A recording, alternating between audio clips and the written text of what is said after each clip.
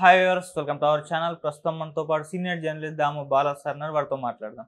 నమస్కారం సార్. నమస్తే. Sir, Kolkata medico హత్యాచార కేసులో నిందితుడిగా ఉన్న వ్యక్తికి ఆ మధ్య పాలిగ్రాఫ్ టెస్ట్ చేశారు. అక్కడ కొన్ని విషయాలు బయటపడ్డాయి. ఇప్పుడు నార్కో టెస్ట్ చేయబోతున్నారంటూ వార్తలు వినిపిస్తున్నాయి సార్. మరి ఏంటి ఈ నార్కో టెస్ట్? ఇది ఇన్వెస్టిగేషన్ కి ఏ విధంగా యూజ్ అవుతుంది?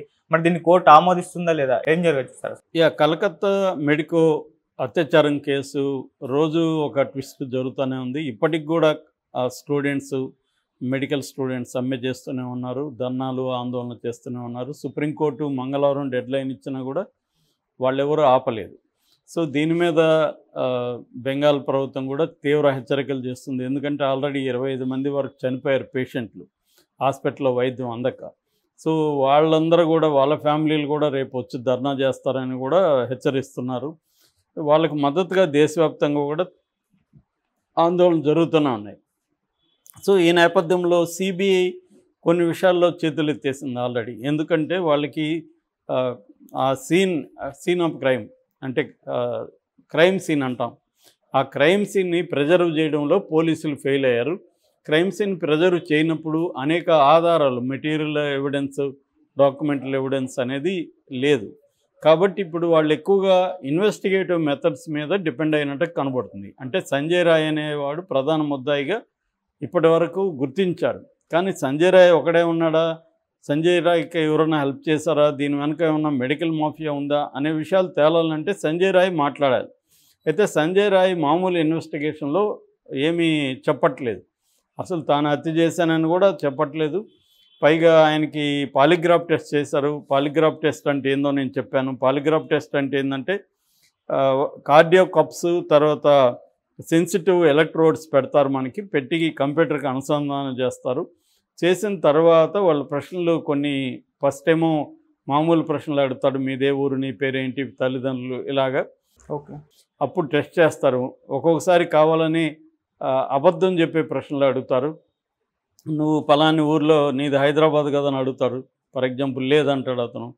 సో అట్లాంటివి, అంటే కొన్ని టెస్టింగ్ క్వశ్చన్స్ అడిగిన తర్వాత కేసుకు సంబంధించిన క్వశ్చన్స్ అడుగుతారు. క్వశ్చన్స్ అడిగినప్పుడు వాళ్ళకి ఈ ఎలక్ట్రోడ్స్ అండ్ ఈ కార్డియో కప్స్ వీటి ద్వారా ఏంటంటే పల్స్ రేట్ ఎలా ఉంది, బీపీ ఏమన్నా అబద్ధం చెప్తా ఉన్నప్పుడు, నిజం చెప్తున్నప్పుడు తేడా కనిపిస్తుందా బీపీలో, పల్స్ రేట్లో, తర్వాత రెస్పిరేషన్ ఎలా ఉంది, తర్వాత స్వెట్ గ్లాండ్స్ ఎలా ఉన్నాయి, తర్వాత బ్లడ్ ఫ్లో ఎట్లా ఉంది, ఇలాంటివన్నీ చూసి, అట్లాగే కళ్ళు, ఐరిస్ ఇవన్నీ ఎట్లా పనిచేస్తున్నాయి, అబద్ధాలు చెప్పినప్పుడు బాడీలో కొన్ని చేంజెస్ వస్తాయి, అట్లాగే లోపల ఇంటర్నల్గా కూడా బాడీలో చేంజెస్ వస్తాయి అనేది దీని బిలీఫ్ అనమాట. ఓకే. ఇది అక్యురేట్ కాదు.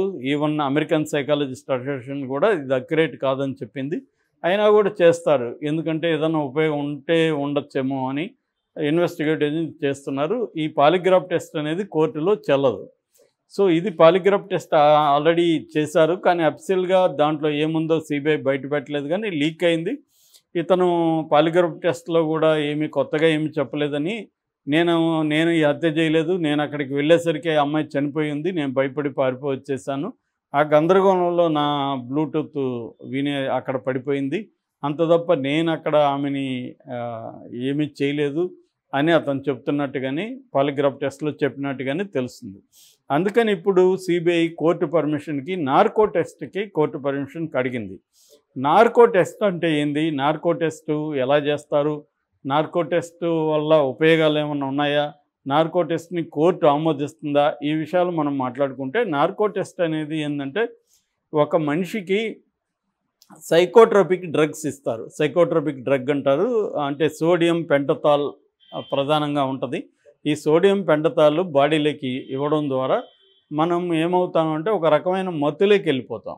అంటే హిప్నాటిక్ స్టేట్ అంటారు, సెమీ స్లీప్ స్టేట్ అంటారు. ఆ స్టేట్లోకి వెళ్ళిపోయినప్పుడు ప్రశ్నలు అడుగుతారు. ప్రశ్నలు అడిగినప్పుడు వాళ్ళు అబద్ధాలు చెప్పలేరు ఆ స్టేట్లో అనేది ఒక నమ్మకం అన్నమాట. ఇది కూడా సైంటిఫిక్గా ప్రూవ్ కాలేదు, కానీ ఇది 2వ ప్రపంచ యుద్ధంలోనే సైనికుల్ని, మనకి ఎవరైతే శత్రు సైనికులు దొరికినప్పుడు ఈ మెథడ్స్ ఉపయోగించి కొన్నిసార్లు సక్సెస్ అయినారు. అంటే ఇప్పుడు మనకు కూడా చాలాసార్లు మందు ఎక్కువైతే నిజాలు బయటకు వస్తాయని అంటారు. అంటే ఎక్కువ మందు తాగేసినప్పుడు చాలాసార్లు వాళ్ళు కన్ఫ్యూస్ అయిపోయి అన్నీ ఏవో చెప్పేస్తారు. ఎందుకంటే వాడికి కంప్లీట్గా స్పృహ ఉండదు. ఒక్కోసారి మార్నింగ్ నేను ఇవన్నీ మాట్లాడానా అనేది వాళ్ళకి తెలియకపోవచ్చు. అలాగా ఒక్కొక్కసారి మా గట్టిగా ఎక్కువ తాగిచ్చేసే ఫ్రెండ్స్ కూడా ఉంటారు, వీడి దగ్గర నిజాలు కక్కించాలని. సో అలాగా దీంట్లో అంటే మనిషి మన మైండ్ మత్తులోకి వెళ్ళినప్పుడు మనం ఓపెన్ అప్ అవుతాము అనేది ఒక నమ్మకం. సో ఆ యాంగిల్లో ఇది చేస్తారనమాట. సో దీంట్లో చేసే మెథడ్ ఏంటంటే ఫస్ట్ ఇతను కాన్సెంట్ ఇంపార్టెంట్. చట్ట ప్రకారం ఇతను ఒప్పుకోవాలి నార్కో టెస్ట్కి. నేను నార్కో టెస్ట్కి ఒప్పుకోను అన్నప్పుడు కష్టం అనమాట. అట్లాగే కోర్టు పర్మిషన్ ఇవ్వాలి. ఎందుకు కోర్టు పర్మిషన్ ఇవ్వాలంటే ఇది కొద్దిగా డేంజరస్ అనమాట. ఎక్కడ డోస్ ఎక్కువైనా అతను సీరియస్గా కోమాలోకి వెళ్ళిపోయే అవకాశం ఉంది, ఒక్కోసారి చనిపోయే అవకాశం కూడా ఉంది. మనకు మామూలుగా అమ్నీషియా మన మత్తుమంది ఇస్తారు కదా. సో ఈ మత్తుమంది ఇచ్చినప్పుడు ఒక్కోసారి అది ఎక్కువైపోయి కూడా చనిపోయే వాళ్ళని మనం చాలామందిని చూస్తుంటాం. ఇది కూడా అలాంటిది అనమాట. దీంట్లో కూడా ఎక్కువ డోస్ కానీ వెళ్తే చనిపోతారు. అందుకని దీన్ని ఇచ్చేటప్పుడు కూడా ఫోరెన్సిక్ నిపుణులు ఉండాలి, పక్కన ఇన్వెస్టిగేటివ్ అధికారులు ఉండాలి, తర్వాత ఫిజికల్గా డాక్టర్స్ ఉండాలి, తర్వాత సైకియాట్రిస్ట్ కానీ సైకాలజిస్టులు కానీ ఉండాలి. ఈ నలుగురు ఉంటేనే ఈ టెస్ట్ చేస్తారు. ఈ నలుగురు కూడా ఓకే చేయాలి. ముందుగా పరిశీలించాలి, ఇతను ఫిట్గా ఉన్నాడు నార్కో టెస్ట్ అనేసి అన్నీ చూసుకున్నాక దీన్ని ఇస్తారనమాట. సో అందుకని కోర్టు పర్మిషన్ తీసుకుంటారు. ఓకే.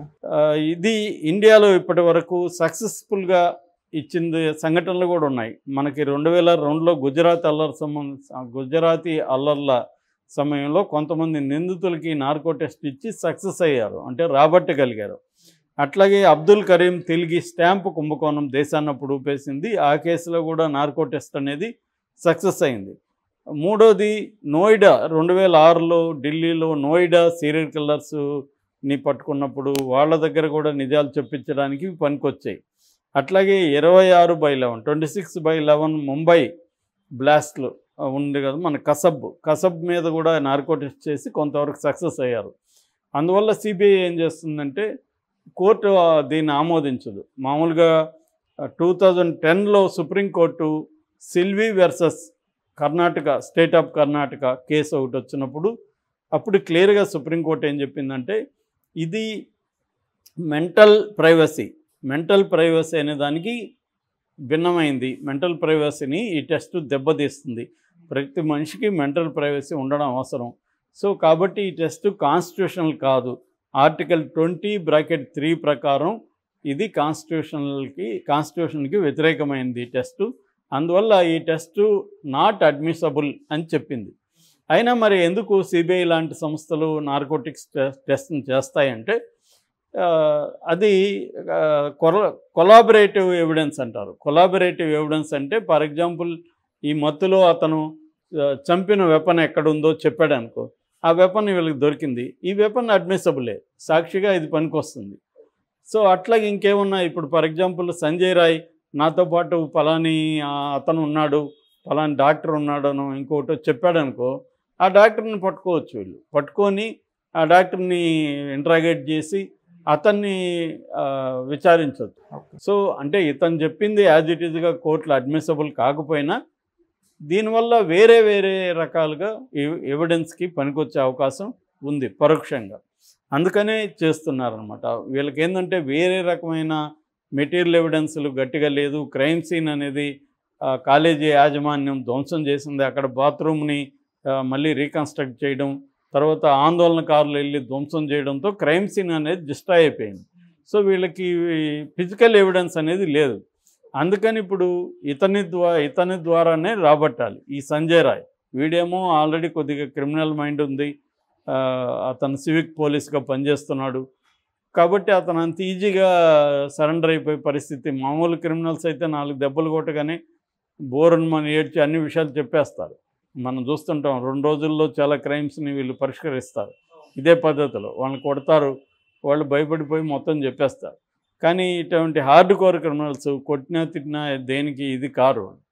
సో అందుకనే వాళ్ళకి పాలిగ్రాఫ్, నార్కో టెస్టులు ఇవన్నీ ఎందుకు చేస్తారంటే దీని ద్వారా ఏమన్నా వస్తాయేమో అని. రావచ్చు రాకపోవచ్చు, కానీ ఇన్వెస్టిగేటివ్ మెథడ్లో ఇవి ముఖ్యమైనవి. ఎందుకంటే గతంలో కొన్ని చోట్ల వచ్చాయి కాబట్టి ఇది చేస్తున్నారు. మరి ఈ సంజయ్ రాయ్